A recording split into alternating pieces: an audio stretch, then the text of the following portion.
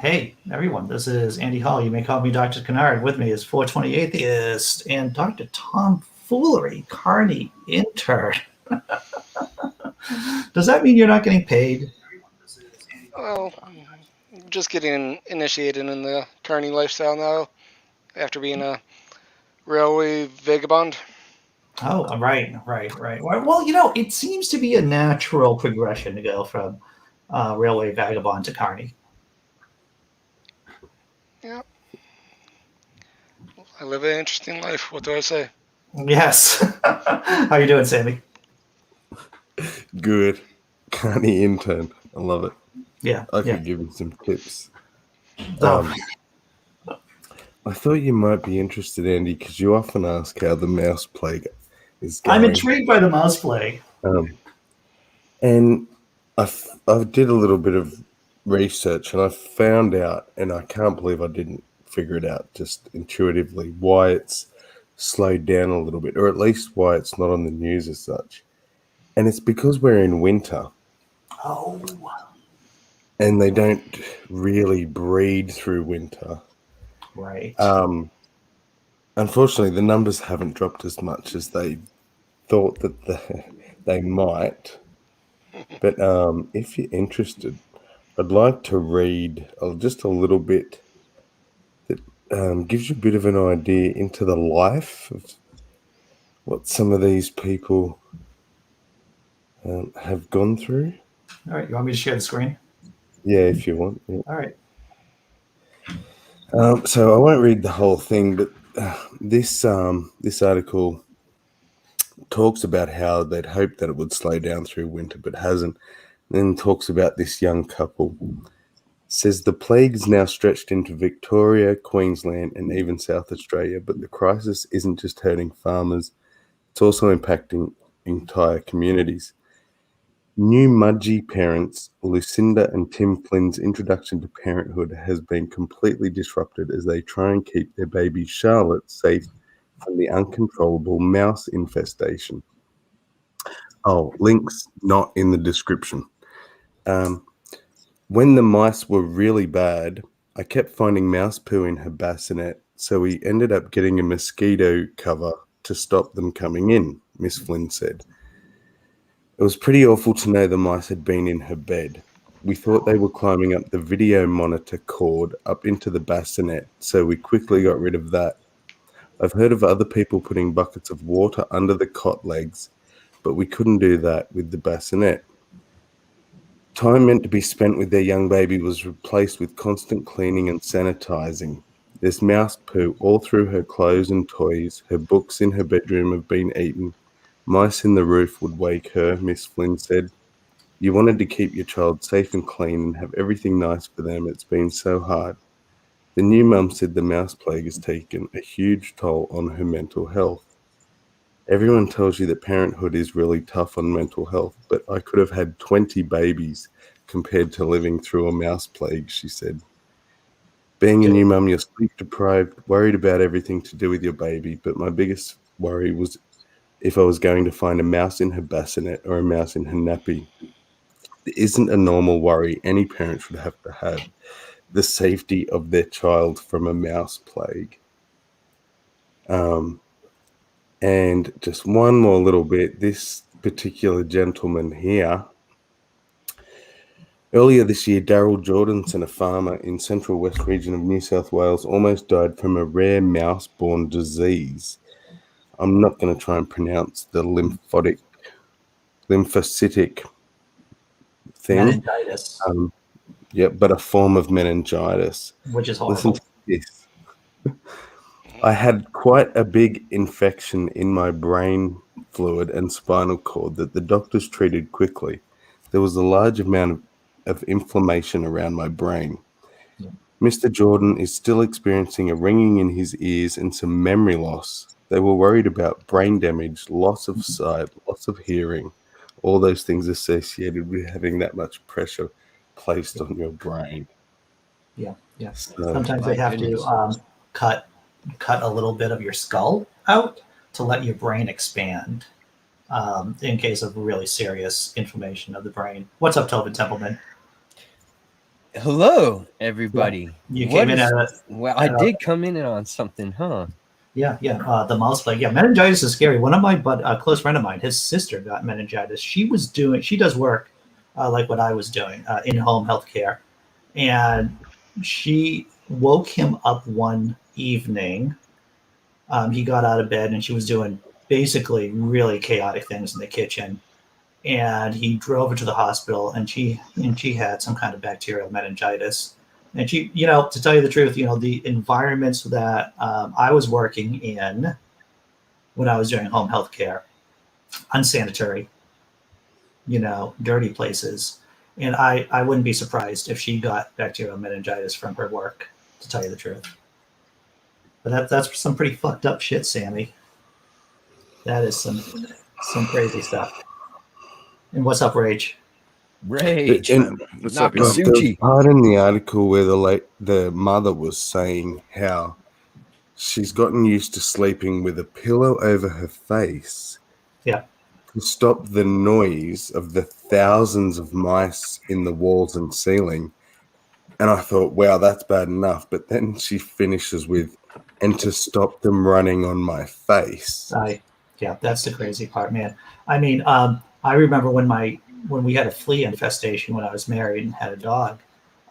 We had 2 flea infestations, and I went total freaking bonkers. I did laundry continuously. What's up, Dave? I'm sorry, I've just got into this whole fugue state here. Carry on with your mouse plague. Thank you. Morning, About Dave. infestation. It really does trigger something like mid-brain for me, because both flea infestations, I was doing nothing but laundry, vacuuming, with protocol. There's a certain way to vacuum when you have fleas in the house, and cleaning. And my kids had lice too. I'm not going to say thanks to their mom, because that would be wrong, right? But it did happen while they were with her, and they did get it at a pool. They did get it at a water park, and that kind of drove me a little crazy too, because if you have a kid with lice, there's a certain process you have to go through, and I don't know, man. I think I would have to drink a lot or take a lot of pot or do something to manage myself in a mouse infestation. Oh, I know, right? Like, I've had little bugs that have bothered me, but at mouse infestation, holy cow, that would be on a whole nother level. Yeah. That would be anxiety inducing. Yeah. I would rather have mice than spiders. Oh, better than spiders. Yeah, I'll take mice over than spiders. Depending on the spiders, what kind of spiders, I guess. Well, let's just assume they're large, hairy, and probably toxic if they bite you. Oh yeah, well, no, that's not good. I'll take mice. No, So- who else used the echo? So what about the poor ones of us who don't have a choice? We got the mice and the spiders and the snakes. Where the hell do I go? You have Even spiders the aside plant from life. mice. The plant life. I should There's be- this one I just learned about that has a flower, and whenever it releases, you can breathe in, and it's like sharp needles that explode with pain and whatnot. I just fucking heard this stuff. I was like, whoa, It still Australia sounds In better than Australia. this stuff. Yeah, it's I think that we've got like the most poisonous tree in the world as well. So and you get taken on school excursions when you're young and taken to one of them and shown what they are and what they look like, and then told all these horror stories about them, so that Yeah. you're traumatized as a child basically to stay away from them. That's crazy. But it Yeah, still we- sounds like a better place than Texas, I gotta tell you. Oh, Yeah, it's crazy. Kendra read that story to me last night about how they're going to allow the permit or the not The not permit. not needing a permit and being able to open carry just as long as it's in a holster. But really, there's already, it's better to think people are armed when you're running around here. It's sad. well, The last drummer that I met, Kendra was like, hey, I think you should meet this person. I went and I hung out with him. He was really fucking cool. and I got to hang out with him once. He played the drums and he rapped. He was fucking badass. I was about to start this friendship, and like a week later, he was at a 9-year-old's birthday party and got shot in the back running like that. I mean, and those people have not been caught, at least from my knowledge of it today. Like that is still not been resolved. That's crazy, dude. Hmm. That's just crazy. What kind I'm of a sorry to dick hear that. He was shot at a 9-year-old's birthday party? I know, Yeah. some he crazy wasn't shit. shot by the 9-year-old, was he? Well, No, he was not shot by.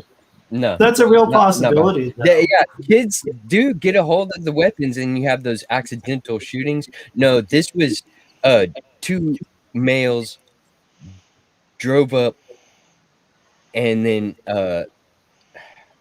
went to town on. It's a good old-fashioned And Right. shot up a 9-year-old birthday party. I have a solution. Yeah. We need to loosen the gun laws. Oh, right, right. Yeah. Not just the gun laws, but the open carry laws. That'll fix it. And then give everyone guns. Just That's give the them thing. away. Is if all the chaperones at the 9-year-old's birthday party were carrying guns, that never would have happened. Right. Especially, if a couple of them had AR-15s, I mean, that just eliminates the problem completely, right? Call me old school, Dave, but I'm a Tommy gun fan myself. Something with a nice big round reel on it. Exactly. I want a 50 drum magazine.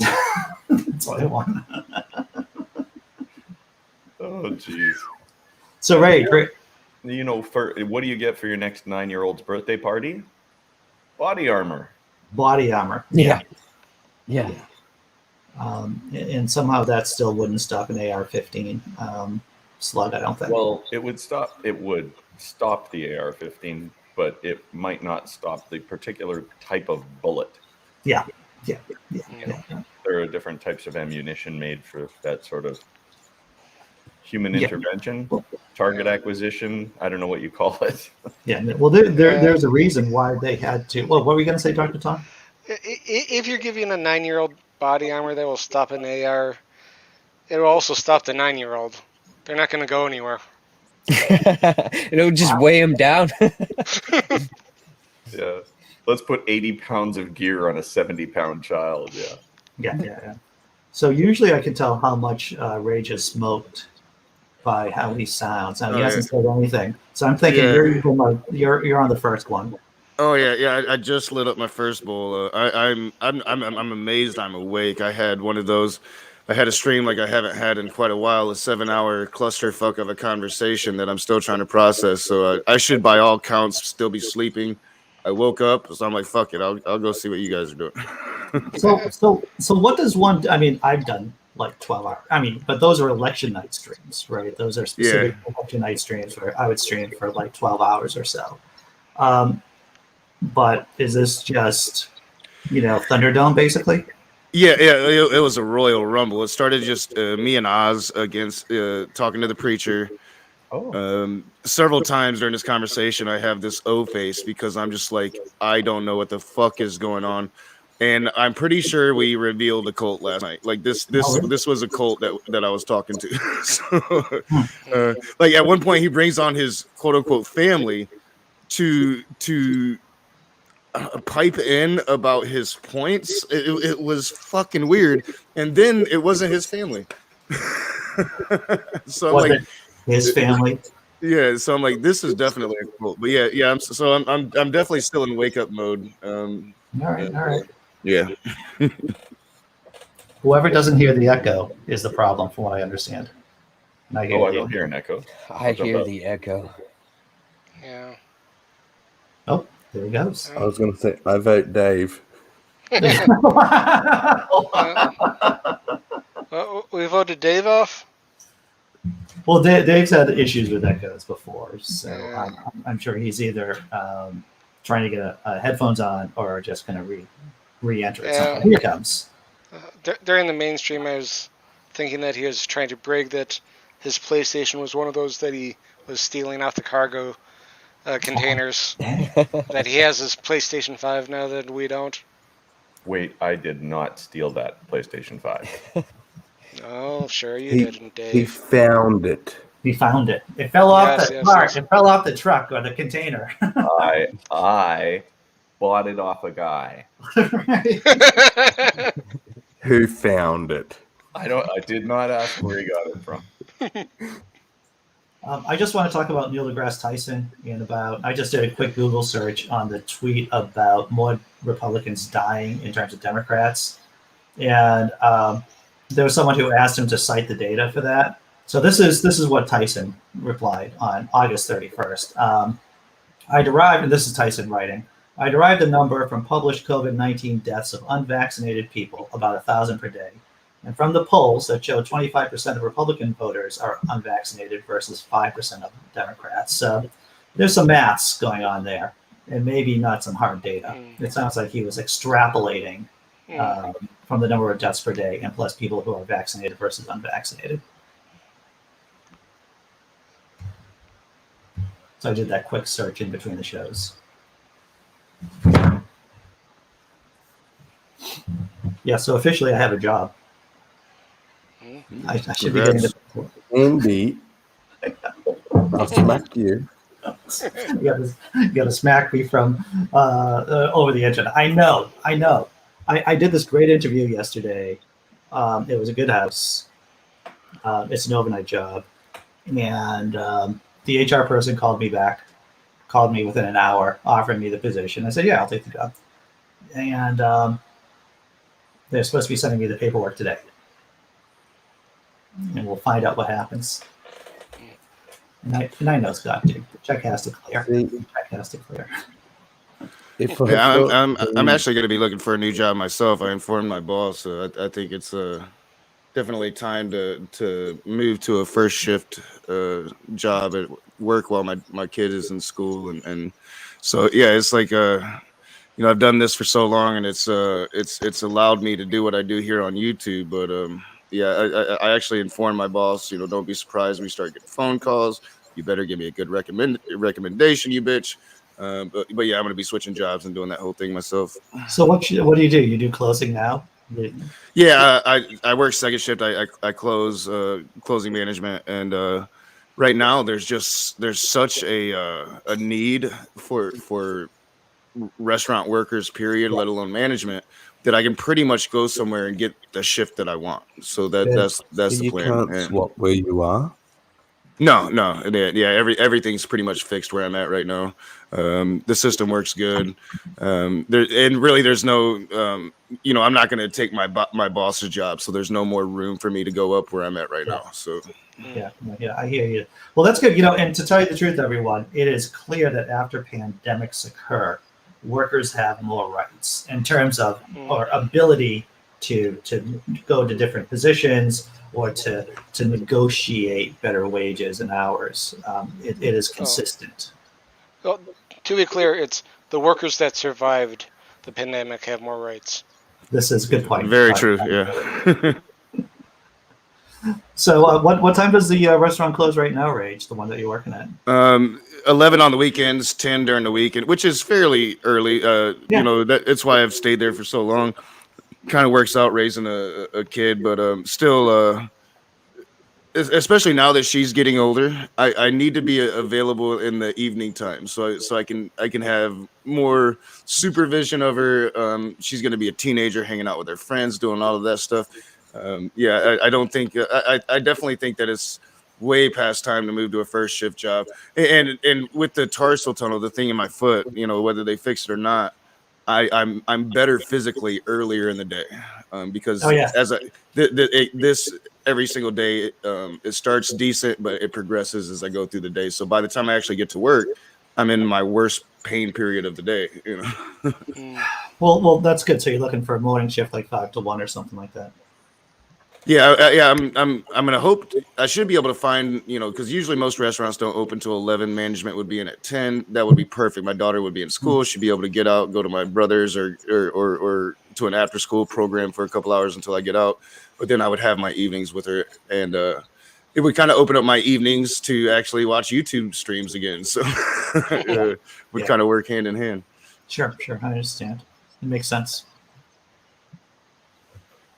Man, I'm going to go back and pinpoint the moment mine and Andy's faces as Rage said his daughter's about to be a teenager. Yeah. We both got teenagers, and they're both our faces just did this smirk, like, yeah. Y'all know what I'm saying. Yeah, dude. Good luck. Yeah, good luck. Yeah, I appreciate it. It's something, really 2 months ago when the doctors kind of dicked around on doing the surgery immediately, which I think they're doing their due diligence. Probably insurance reason is making them try every avenue before they actually do the surgery. But I should have, I can't do what I'm doing right now with my legs the way they are. So I should have started doing this a couple months ago, probably. Well, what's important is that you're doing it now. And to tell you the truth, Rach, and I think it's just being human with having these bad brains that we have. Every once in a while, I'll just say something and think of something and say, well, why didn't I fucking think of that 6 months ago? Yeah. I'm a fucking idiot. Yeah, right? Me too. I'm often loyal to a fault as well. So I'll be loyal to something even after I should be more thinking about myself a bit more, Well, I have no experience in this. Have I told you about my 20-year marriage?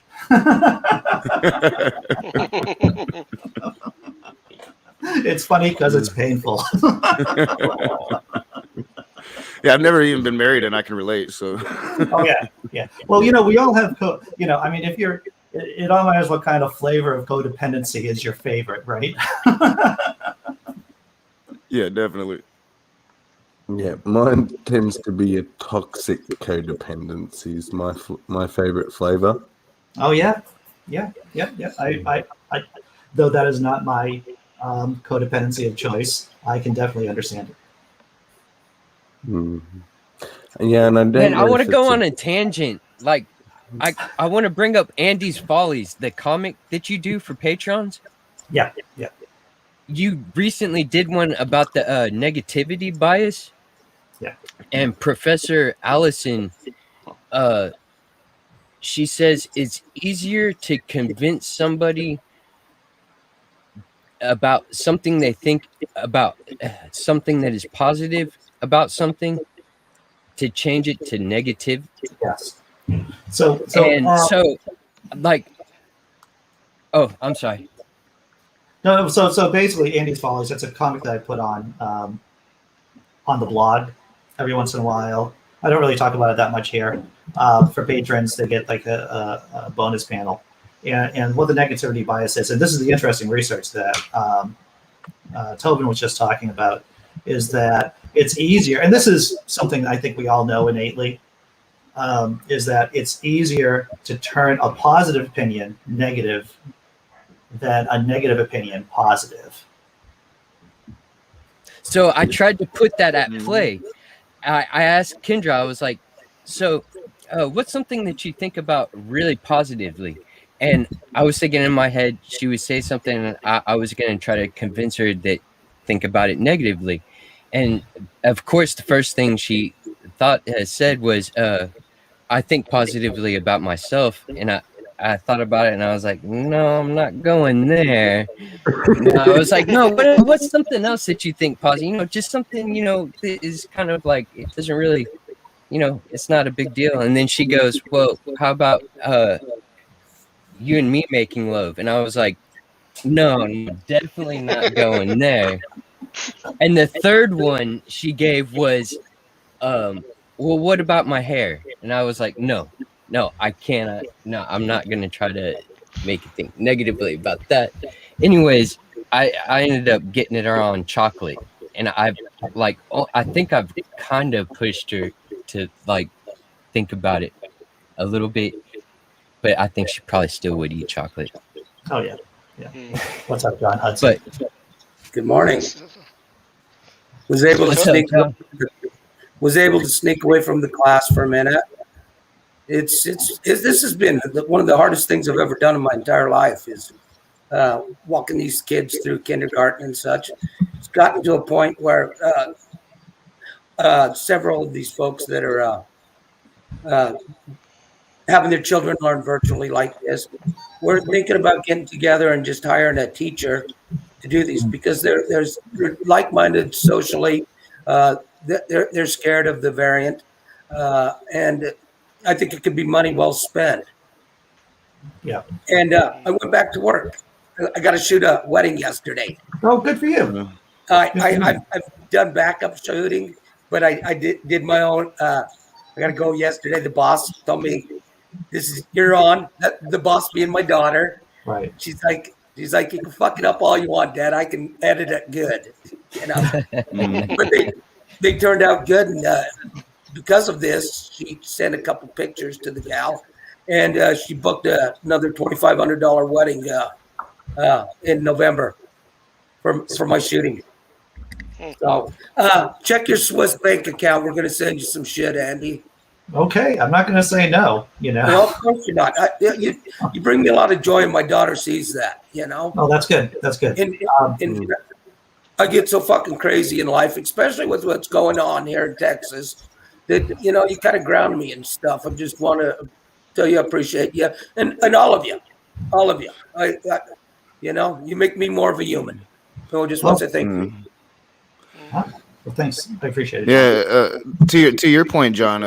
Last year, my daughter's doing schooling, and here in Michigan, you don't really have much of a choice right now. But the debate is raging on whether they're going to go back to remote learning because of the variant and how it's getting bad even here, even though a good chunk of the population is vaccinated. So, but last year when we were doing that at home.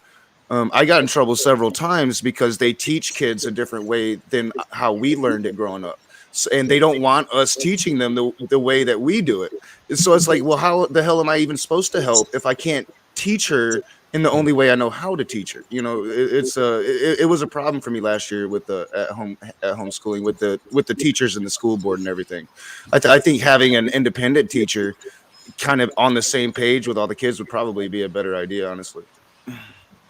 Appreciate the input. What's been an absolute nightmare for me, I've got a 5-year-old with special needs, major anxiety, and trying to transition him from preschool, which he already hates to begin with, and never wants to go, from that to proper school in the middle of this bullshit. And it's obviously not happening, and there's no virtual, that. So he's just not going, and he's just going backwards, Well, it's just trying to do the right thing here. It's really hard. I mean, I want to get out. I want to get back to life. I got to just because I have such anxiety and I live in such an isolated place that I'm afraid I might just fucking become a hermit. And that's not me. I'm a social animal, but with all the dumb fuckery that's going on, I mean, I can't imagine traveling out of the Austin area and seeing how the rest of fucking Texas is. Yeah. I'm very fortunate that I work at a place that has strict regulations. And Canada, of course, we're back in lockdown again. So you can't go into a store without a mask, and all that stuff is in place. And I work at a place that's kind of a social environment, despite the fact that you're always 6 feet, other than your direct partner, you're always a certain distance away from people. They separate you on the bus. There's dividers. There's plastic dividers in the bus if they have to scoot you around the dock and that. There's sanitizer everywhere. There's COVID cleaners all over the place. And it's still a sigh of relief when you get home at the end of the day and you're like, all right, I'm in my space, right? Right. Do you have the check-ins in Canada? Yeah, the temperature check-ins. Well, yeah. We in Australia, so you cannot enter any business without checking in with your phone with a QR code. Every business has its own QR code, and we have a government app where you check in as you walk in and check out as you leave, which is why our contract very few tracing. places out here that do that. It's mostly health clubs and spas because they have to do contact tracing, right? As a part of their operations of business under the conditions that they reopen. So if you go to the gym, yeah, you have to sign in or check in. Some people have an app. I don't. But if you're just going to a grocery store or to a place to buy pants or, going to the drugstore to pick up a prescription or something, we don't have those check-ins, but there are people at the door making sure that you're wearing a mask. And there are some places that will do a temperature check on people. No way in hell that would fly here in America. Like shit, we're about to have a civil war over vaccine passports, right? Like, well, listen to this, Ray. Imagine this. So, hey, on the lighter you side, walk every into a time I put mall, up, and you've got like little outlets that sometimes they're not actually a shop; they're a hole in the wall. So like a little shoesmith or a key cutter or something. It's not an actual shop, but it's inside a complex. Yeah. They have a check-in code you have to check in before they will serve you, even though you don't enter anything. That's every business in the country. I think that's just a thing to form the habit, right? They just don't want somebody to be excluded. Like it's okay to shop here, but not there. They just want to put everyone on the same playing field, right? it does seem Australia has went a bit far. I know quite a few Australians now, and every single one of them are complaining about the Australian shutdown and just how kind of far Australia's taken it. Well, how much is a human life worth? Basically that's what you got to ask yourself. I think it's $7.41 the last All time. All John Hudson, you were going to say something a little while ago. What are you going to say? I've been any positive post I'm doing on the Facebook and stuff. I'm doing hashtag Michael Trudeau. I've become a member of Celine Dion's fan club and stuff. I've been doing all the things, stuck it up in the proper ways to where if things fail for me here, there might be a chance. Right. He's going north.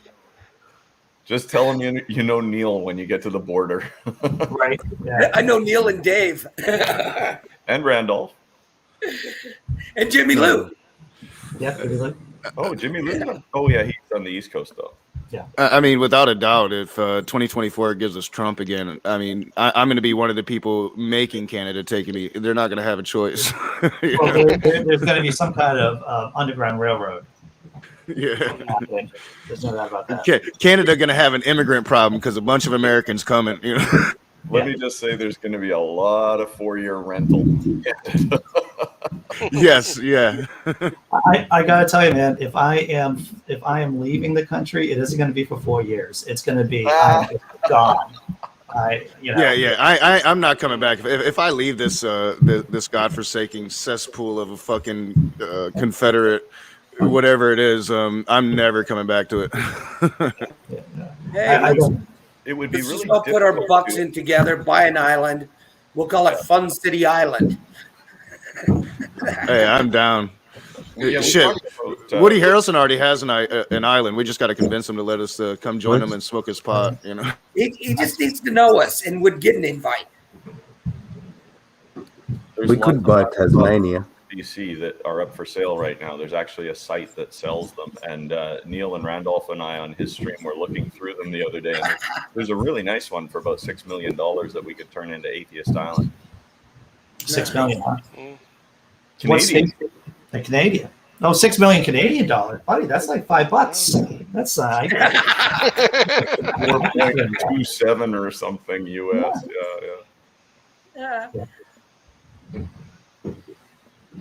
Yeah, but it's really difficult to anticipate what the United States would look like after another 4 years of Trump. Like, it's easy to determine because you look at Turkey, what happened to Turkey after Erdogan was in for another 4 years. But no, it's not. It's not just the same as what happened when Trump was in power. He would be in power for the last time, like with no break. Like if you think he had no breaks before, this is like completely off the rails, flying down the hill, catastrophic failure of all of the responsibility of government, right? And it would come after we're aware of everything he's done, so it would be an endorsement of everything he's done, so it would give him just that much more reason to go farther than ever before. And if you don't think that he wouldn't start a war in Afghanistan now that the Taliban's taken back over, you're delusional. That would be plan C. As soon as he loses his ratings down so far and they tell him, well, start a war, it'll push him back up, he'd be right back in there. I'm still surprised we didn't go to war with China. Once the election wasn't looking great for him, like I thought for sure he'd start a war. China. Yes, China. China. So yeah, I mean that's what terrifies me is him coming back in, or really any of the neocons or neo-libs taking control, and like there's that meme going around. I'm already in opposition to the next war. Well, I'm just waiting. Yeah.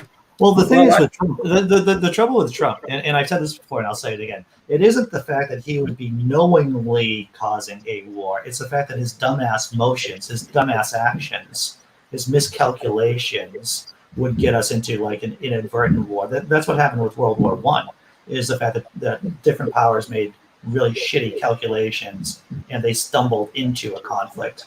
That's something that Trump would do. He would do something incredibly stupid as commander-in-chief, and Russia or the Chinese or a coalition would take advantage of that.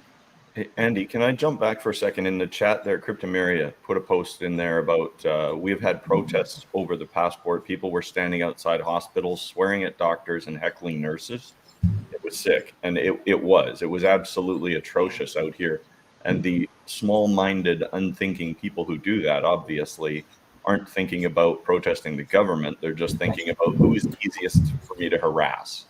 So the union that I work for, as well as the CBSA union, which is the Canadian Border Securities Union, and the International Longshoremen's and Warehousemen's and other people have all issued statements that none of their members are to post anything on social media or participate in any of these protests, because the people they're protesting have nothing to do with the vaccine passport. Yeah. They're just doing their jobs. So there's a lot of backlash against that latest protest through all kinds of businesses, unions, and other organizations. It was just it was the height of stupidity, right? Like when you are in this sort of a situation and you throw gas on the fire for likes and shares, eventually somebody does something stupid. So yeah, sure enough. I'm just desperate for my second jab. Dude, when is that? September 14th. Will we soon be here? 10. I'm gonna hermit for 10 days. Sure. Well, remember, it takes like 5 to 7 days to kick in fully. So you want to, after you get your shot, take your time. Another week. Yeah. Go see some safe people, maybe pet a dog. Start slow. Build your way back up. Yeah. Of course, be careful if you're out in British Columbia, because we seem to have a cougar and a coyote problem right now with all the people who've been staying out of the forest. All the animals have come back. Well, that's not a sign of something happening. Well, yeah, we even saw that here in populated parts of the United States during the pandemic when everybody was staying indoors. Wildlife were actually roaming the streets of cities again and shit. Like, it was crazy. Yeah, like 15 minutes from here, there was an 80-pound cougar under a streetlight. I sent Andy the picture of it the other day. And literally 15 minutes from my door in a residential populated area, nowhere near the mountains where this thing should be. What was she wearing? What was she wearing? I was going to say, I think I had one of those come in the restaurant the other night. Yeah. She had long nails. And a fur coat. Yeah, it's weird how, if you look at some of the abandoned cities, like even Chernobyl, and you look at how quickly that, all the concrete buildings and the roads and all of the infrastructure, how quickly that's deteriorated. I mean, it's been a long time since that event, but there are areas of that city. I'm going to say the most middle class thing I can think of right now is that anyone who's had a yard, Yeah, how quickly shit falls apart.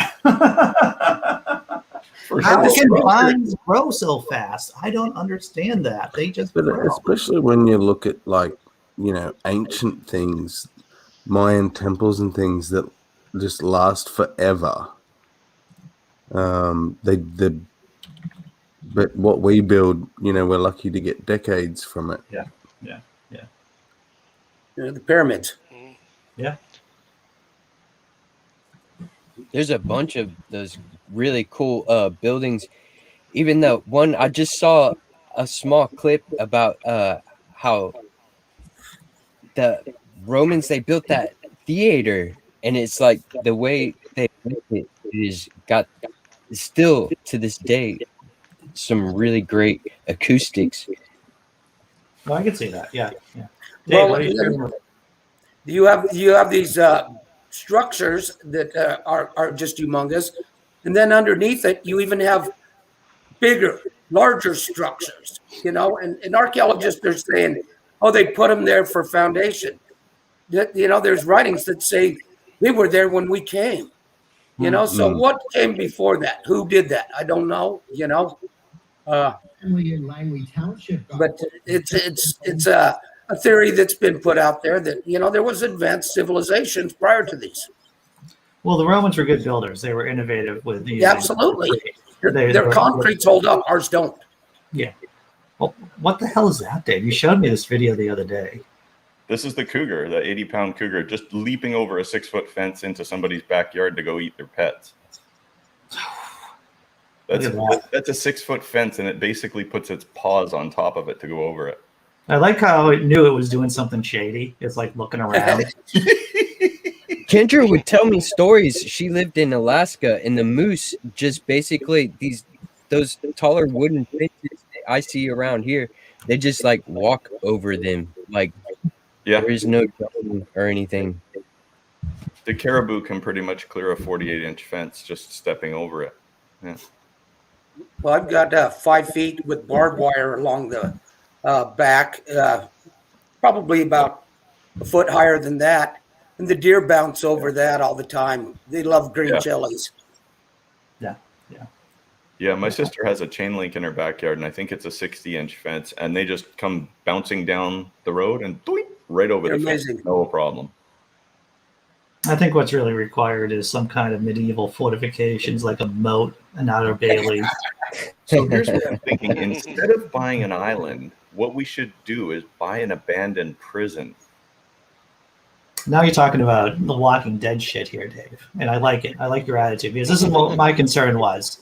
And I'm sure you all have already thought this. In the age of global climate change, how safe is an island?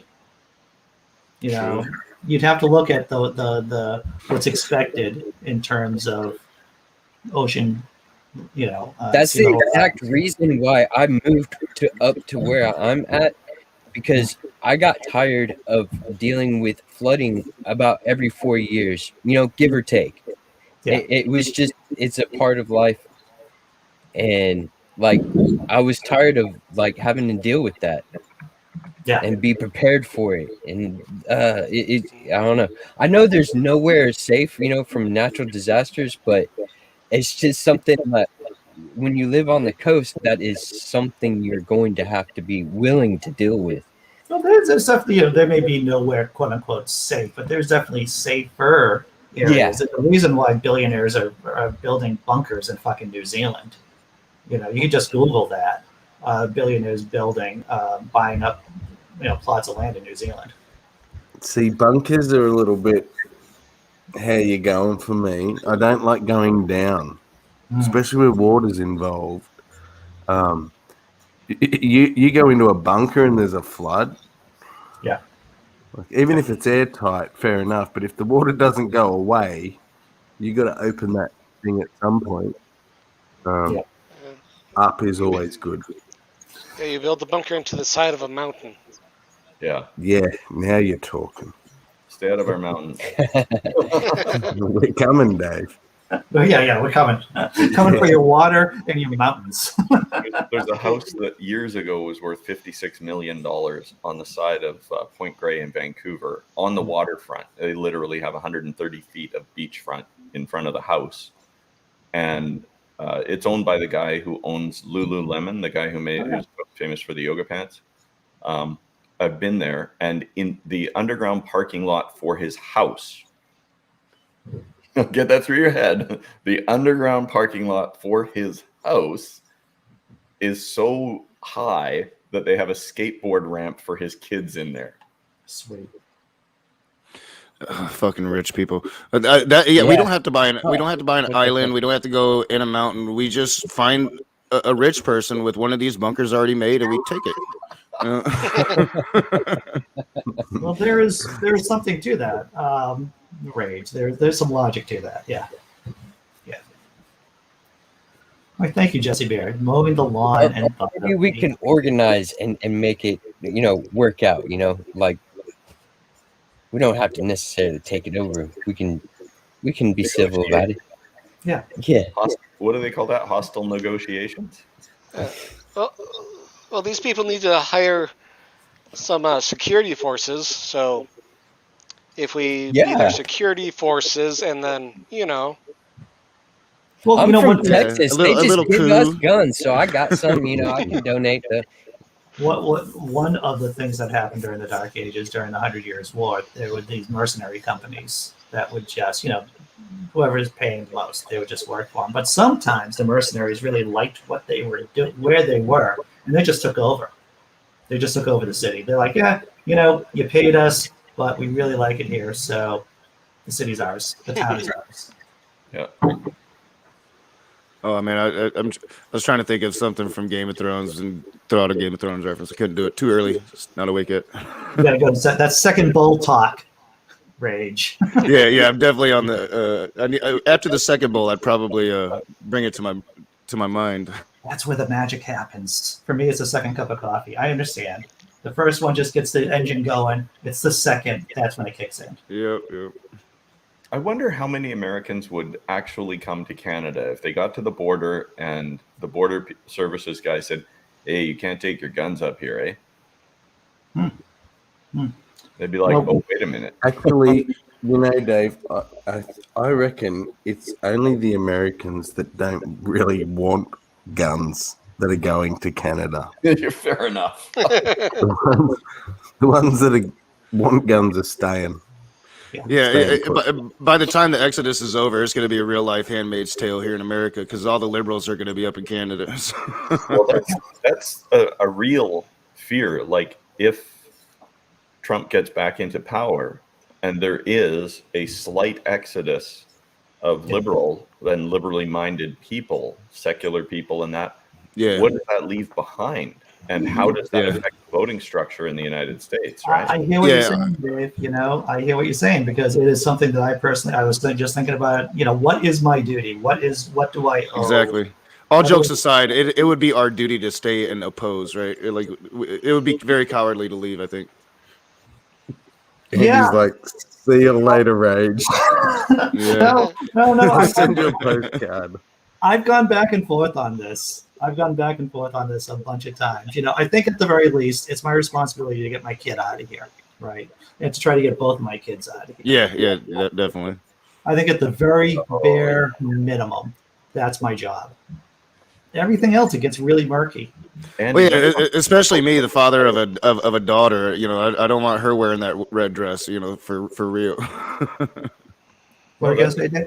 That's a whole another layer that I hadn't even considered. But yeah, if you have two daughters in that age range, what the hell are you doing staying there, right? Like, Well, That's a really good question. The girlfriend and I, we have consistently been having discussions with my daughter, my 16-year-old, about Canada, about going to school up over at McGill, or at least somewhere up there, or internationally, somewhere safe.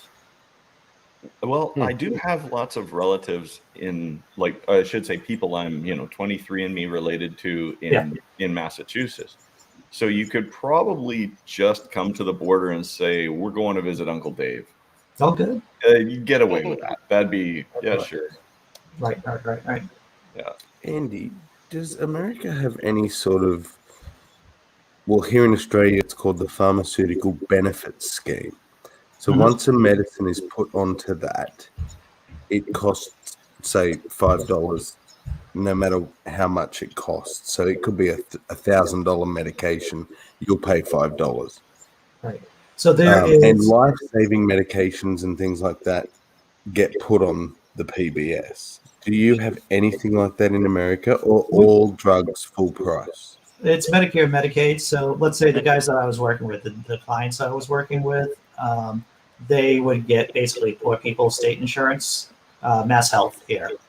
And so, of course, they would be trying to get you to take the generic drugs, right, over the brand name drugs, because generics are a lot less expensive. Yeah. But they, here in Massachusetts, they get a good deal. I mean, at least in my experience, they've gotten good deals. When you become elderly and you go into Medicare, you, from what I understand, is that you still have to pay for a lot of stuff. And sometimes you have to buy insurance on top of your insurance too, to pay for drugs. And that's one of the reasons why people go bankrupt here. It is crazy, some of these things that they sell, like it's insurance, but it's just for a discount, but you need it for your insurance. It's so freaking weird. It's convoluted. Yeah, I was reading as well. The fund for the program that Andy's talking about when it comes to poor folk getting Medicare, that actually runs out. The hospital fund runs out in 2023, and the money for the rest of it runs out in 2024. So if we don't raise taxes, a lot of poor people are going to have no health care in the very near future here in America. And I just want to say, this is the feature of the system and not a glitch. The Republicans have been planning to starve the beast. This is their strategy, basically, is to underfund government. This has been their strategy for at least the last 30 years, 40 years. Whoa, hang on. This is a new concept for me. They want to... Please say that again one more time. Starve the beast. I'm actually reading it right now. Great, you've heard of this, right? Oh yeah. They try to gut the infrastructures of these programs, and then they try to gut the income sources of them. So they lower taxes, less taxes coming in. You've heard about Social Security running out, right? Well, when Republicans lower taxes, they actually hasten that up because we don't have that income coming back in. So this is just from the Wikipedia page. Starving the beast is the political strategy employed by American conservatives to limit government spending by cutting taxes in order to deprive the federal government of revenue in a deliberate effort to force it to reduce spending. So it is starving the beast. I've heard it. How does this go hand in hand with giving $3 trillion to the ultra rich? Well, I'm glad that you know, Dave. Because rats, it basically boils down to, history doesn't, history rhymes, right? So we've talked about the feudalization of society, right? A bunch of times here on the channel. And that when the central government kind of starts failing, whether you're in Rome in like the 200s or now, different power centers develop. So here we have governments, the billionaires, and if the central powers start failing more, these little power centers get more and more authority. So eventually you have this devolution to small power holdings, to small groups who can give people basic services. And that, like I said, that's what happened in like the 300 to 400 AD with the Roman state. So you're talking about the actual processes, not the actual infrastructure. You're talking about the processes devolving. Right. Well, when you have the processes devolve, you're going to have the infrastructure itself devolve too, because you can't fund it. Like the IRS, we covered this story before. The IRS has lost 20% of its budget over the last few years. So that and that's on top of all the tax loopholes. Like if you look into the Panama Papers, our IRS loses billions of dollars a year in being able to tax rich people because they put most of their funds in these offshore accounts, and that was thoroughly exposed to the Panama Papers. So on top of what we don't tax already because of all of these tax loopholes for these companies, when we lower taxes, we are, it sounds good. Oh, I'm gonna have a few extra bucks on my paycheck. If somebody's making like even $500,000 a year, so you're gonna make a few extra grand a year. It sounds good to you at the time, but what it's doing is gutting government's ability to operate and function for all of the people. Yeah. I don't understand why there isn't more of a knowledge base available to people when they say, we're going to save you $5 a month in taxes, and everybody goes yippee, and then they say, and we're going to cut bus line services, and we're going to cut health care, so you're going to have to pay $50 a month more for Medicare, and you're going to have to buy a car or a vehicle or pay for a cab or walk 7 miles farther every day. There are consequences to this, right? As a non-American, Dave, because the one thing that stood out to me when Andy was talking about, I asked about Medicare or Medicaid or both you seem to have, was the first thing out of Andy's mouth was, as far as I understand it, they don't even understand their own Medicare system, which is mind-boggling to someone from a country who is ridiculously complex. I'll give him that. It's meant to be complex so that you don't understand it. So that makes it more difficult to navigate it. So you have to pay people to help you navigate it for you. And it's crazy because you end up like sitting here going, like, okay, I want to buy food and I need to pay my rent and I need to pay, the electric bill and all this. And, but I really need to go check out this health problem that I've been feeling. And then you're like, oh, do I want to eat? Or, you get put in these kind of situations where, which to me in a developed country, back burner, is you're bordering on breaching human rights. Yeah.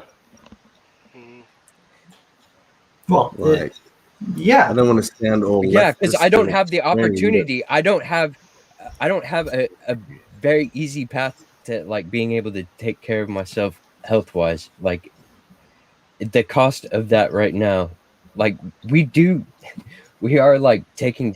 I don't want to paint the picture like we don't take care of ourselves, but you can only do what you can do. Yeah. Now, we just touched on human rights violations in the United States. And we just heard last week about this whole anti-abortion thing. So is this whole thing like the GOP's effort to increase human rights violations by having more babies and putting them back in those cages that they built? Is that what this is all about? Well, abortion or the GOP's love affair with pro-life, it's just another way for them to pro-life stance. You got to stop saying right. pro-life. But they're anti-choice chants. Once they discovered that they can keep their base agitated and angry and feeding them money, once they discovered that, they're addicted to it. They're addicted to it. We want to make sure you have that baby, and so we can put a gun in it. And so it can shoot the next one that comes out. Yeah. I don't know. What's up, Josh? Dr. Josh? Texas is doing some weird shit. Well, like it sounds like they need more babies to buy more guns because they're running out of money. Yeah. The NRA. This is true. All right, we're closing up on an hour. It's hard to believe. We covered so much. Good conversation, and I totally take the blame. It's my fault. Ox, Dr. Josh, I probably feel exactly like you do this morning. a little mind blown and almost hungover. It's like, man, if I'm going to feel hungover, I should at least drink. You know? Indeed. Thank you, panel, for showing up and having this great conversation. Thank you, chat, for showing up and chatting with us. Everyone. All the great people in chat. Even Tons of Mice came over to heckle us. And we are very heckleable people. If anyone is deserving to be heckled, it is us. What did we talk about? Medicaid and mice, I think. That's Medicaid and mice. And real quick before you end it, everybody in the chat, I'm having a premiere at noon about Pazuzu Algorand. It's going to be very interesting. Come check it out if you're not doing anything. You want to talk about it after we end the broadcast for a second, Rach? Sure. Yeah, sure. Okay. I'm going to end the broadcast then.